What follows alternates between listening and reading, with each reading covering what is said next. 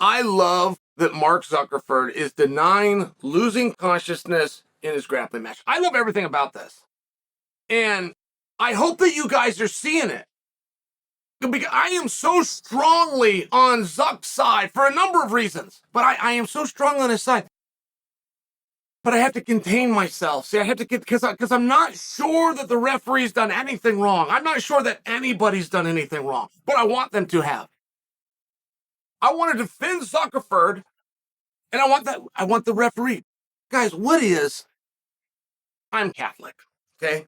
So if I've done something wrong, I can go in and I can tell a priest, and then we can work out a forgiveness pattern together. But what I tell him is protected forever. Forever. If they threatened to put him in jail if he didn't reveal what I said, he'd go to jail. And I'm just sharing with you, there's not a lot of times in life you get that, right? You're well that your spouse, according to the Constitution, doesn't have to testify against you. You're aware that your attorney, client privilege, and it would seem to me that there's a level of that between competitor and referee, but I don't have any. Are you guys with me? Because that sure as heck isn't a rule. We have a pattern within this sport. What happens in the practice room, stay in the practice room. Just by example, right? You guys have heard that, but boy, that is a coveted and upheld, very coveted and very upheld policy. And I can't think of a time that a person broke that. Not on purpose. I've had people have conversations and something comes up, but not on purpose. Do we have anything like that? Even not written down. Do we have something like that as far as a privilege between a referee and an athlete? It's an interesting one. I think it's private. I want it to be. But the referee and the Zuckerberg, you guys know what I'm talking about. Did I start off on third base here and I need to back up? Zuckerberg goes and enters a grappling competition, which is awesome. He doesn't tell anybody. He goes and enters it. We know that he's a fan. And we only recently learned that when he was the only guest at a UFC event, right? You guys remember this.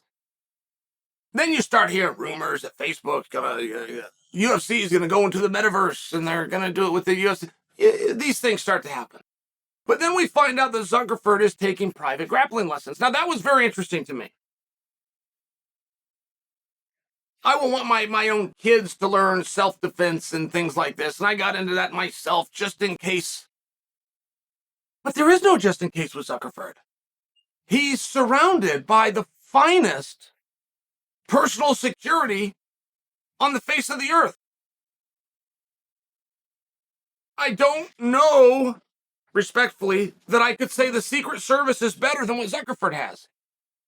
The Secret Service sure as hell isn't paid as well as Zuckerberg. I mean, just by example, like when I tell you the best, I mean, so there's never a time that he's going to need jiu-jitsu. There's never a time that he's going to need self-defense. And so the fact that he goes in and learns it anyway because he's curious, I think is awesome.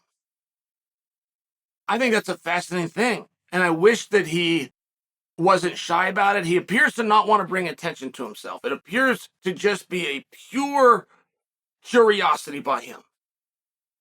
And the reason I say that, he didn't tell anyone he was going to this event. He didn't tell anybody that he was training and getting in shape and getting in condition. But when you see him at the event, right, pictures worth 1,000 words, you start sizing him up. Go, son of a gun, he's down about 12 pounds. He went and got himself in shape. He's serious about this. He's here to win. It's one of those interesting things. So he goes in and he has a competition, and the referee is saying that he snored, that he fell asleep and that he snored. I want to unleash on that referee. But I don't think I have the right. I don't think I've got the right. And I came from the school of Dave Hagen. I mean, you have to understand that.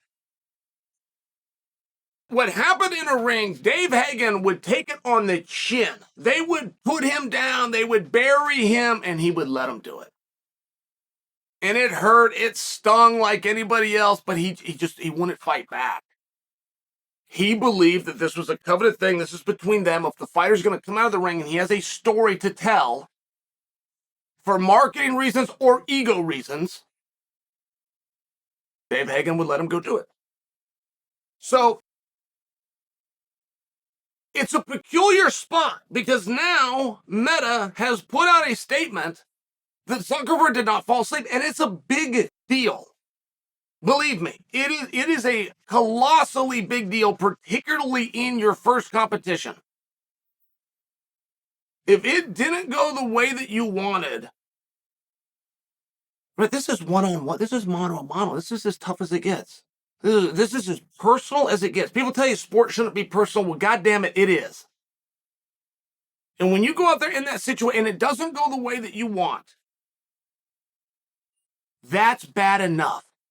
If somebody tries to add to that and say that you were all the way unconscious, I mean, first off, they did that to try to embarrass Zuckerberg. I've got to tell you that, and that pisses me off right there, because if Zuckerberg hung in there and didn't tap, he wanted it so bad that he went to sleep. We've always in this sport given a credit to guys like that. We've made fun of guys that don't do that. We made fun of guys who have been put in chokes and tapped as opposed to going to sleep. So if he actually had the balls to do it on his first time out, he's handing bravado back. He's handing bravado back and saying, no, I wasn't that courageous, or I wasn't that foolish, or I wasn't that inexperienced. I knew where I was, I knew I was beat, and I signaled to the referee. That is a very believable story. But before I can unleash on the referee, right? Snore doesn't necessarily mean asleep. It doesn't. It can mean different things. Like Dominic Cruz uses a vernacular that you won't always know. Do you hear people saying in the sport of MMA he'll get slept? Well, if he goes out and stands with him, if he runs to that right hand, he's going to get slept. Dominic Cruz brought that vernacular to our sport. I did a show. I had no idea what he was saying. What are you saying? Why do you keep saying slept? Do you mean swept? He's going to get revert? He's going to get swept? Oh, he's going to get, then he said sleep. Oh, he'll sleep him. Huh? I didn't know what he meant. And now, I mean, people use it all the time. It means you get knocked out. You're sleeping, right? You understand it. So I don't know that the referee really meant, I don't know. I don't know that. And I also don't know that this is privileged information. The guy who I admire as a referee, if I was to get into refereeing, the guy that I'm going to emulate, Dave Hagen, I know what Dave would have done. So I just think you're not supposed to do that. I don't know that that's actually a rule. I want to know what you guys think. And in front of everything else, I do hope, because we just want to be fair, right? You want to tease him, go tease him. It's one-on-one class. That's what's so hard. That's what keeps so many people out of this, is that they can't deal with that. But remember this, in this sport, from 1993 until today, if a guy is so tough, he'll let it break. He'll let it break before he taps. That is foolish. That is a ridiculous thing to do. But in our sport, that guy is praised. And if somebody gets put in a chokehold, whatever it is, I'm thinking about triangle chokes, my own flashbacks and that, and they tap and surrender as opposed to going cautious. Right? We've always had a way that we handle that. And now you have a guy who they're saying went to sleep, which in our sport that he is now part of, he is now included with it. He was a fan. Now he's part of it. He's giving that back. He said, no, I didn't quite have that braveness, or I didn't have that foolishness, or I didn't have that inexperience. But it'd be one of those three. Said I knew where I was, and said he had me, and said I gave the appropriate signal. So you got to pick one, right? You're going to be a jerk. You're going to be a fan. You're going to be a nice guy. You're going to be a jerk. I wouldn't turn on you, but I would make you pick one.